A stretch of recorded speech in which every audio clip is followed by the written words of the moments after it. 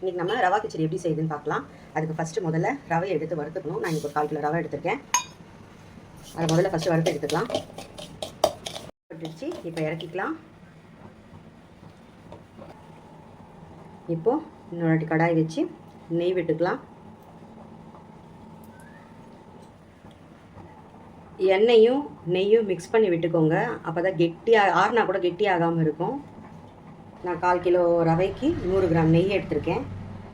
நல்லா காஞ்சிடுச்சு. பட்டை, லவங்கம், கிராம்பு, ஏலக்காய், பிரிஞ்சி இலை எல்லாம் போட்டு தாளிச்சிக்கலாம். சோம்பு, அது கூடவே கொஞ்சம் முந்திரி போட்டுக்கலாம். முந்திரி போட்டிங்கன்னா நல்லாயிருக்கும். முந்திரி நல்லா செவந்த உடனே வெங்காயம், பச்சை மிளகாய், கருவேப்பிலை போட்டு தாளிச்சிக்கலாம். வெங்காயம் இதுக்கு ப்ரௌன் ஆகக்கூடாது. நல்லா பேபி பிங்க் கலர் வந்த உடனே தக்காளி சேர்த்துக்கலாம். வெங்காயம் பாதி வதங்கின உடனே இஞ்சி பூண்டு பேஸ்ட்டு போட்டுக்கோங்க. ஒரு 3/4 ஸ்பூன் போட்டுக்கோங்க. ஒரு தக்காளி அரிஞ்சு போட்டுக்கலாம். நம்ம கிச்சடிக்கு தேவையான அளவு உப்பு போட்டுக்கலாம். இது கூட காய்கறி கேரட்டு, பீன்ஸு, பட்டாணி சேர்த்துக்கலாம்.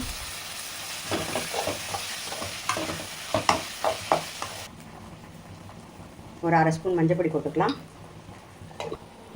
இப்போது காய்கறிக்கும் காய் வேகிறதுக்கும் ரவைக்கும் தேவையான அளவு தண்ணி, அதாவது 1 கப் ரவைக்கு 3 கப்பு தண்ணி, காய் வேகிறதுக்கு ஒரு 1/2 கப்பு தண்ணி, ஆக மொத்தம் 3.5 கப்பு தண்ணி.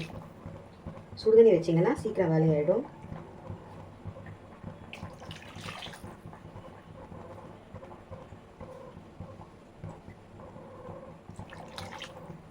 இப்போ இது நல்லா கொதிக்கட்டும். கொதித்த உடனே நம்ம ரவை போட்டுக்கலாம்.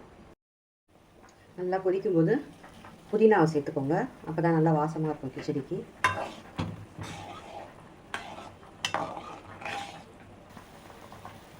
நல்லா தண்ணி கொதிச்சிடுச்சு, காய வெந்துடுச்சு. இப்போ நம்ம ரவை சேர்த்துக்கலாம்.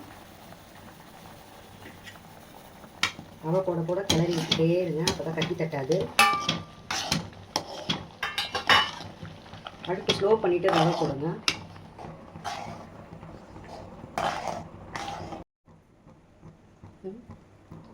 ஒரு 10 நிமிஷம் கழித்து ஓப்பன் பண்ணி பார்த்தீங்கன்னா கிச்சடி கரெக்டாக ரெடி ஆகிருக்கும். அது பாருங்கள், நல்லா தலை இருக்குது. எப்போவுமே நல்லா கொதித்த உடனே கொஞ்சம் ஸ்லோவில் வச்சு ஒரு 5 நிமிஷம் வைங்க. நல்லா கொதிநிலையில் ஒரு 5 நிமிஷம், கொதித்த உடனே ஒரு 5 நிமிஷம் வச்சுட்டிங்கன்னா ரெடி ஆகிடும். இந்த ரவா கிச்சடியை செஞ்சு பார்த்துட்டு உங்கள் விருப்பத்தை கமெண்ட்டில் சொல்லுங்கள். அப்படியே என்னோடய சேனலை சப்ஸ்கிரைப் பண்ணிக்கோங்க. தேங்க்ஸ் ஃபார் வாட்சிங்.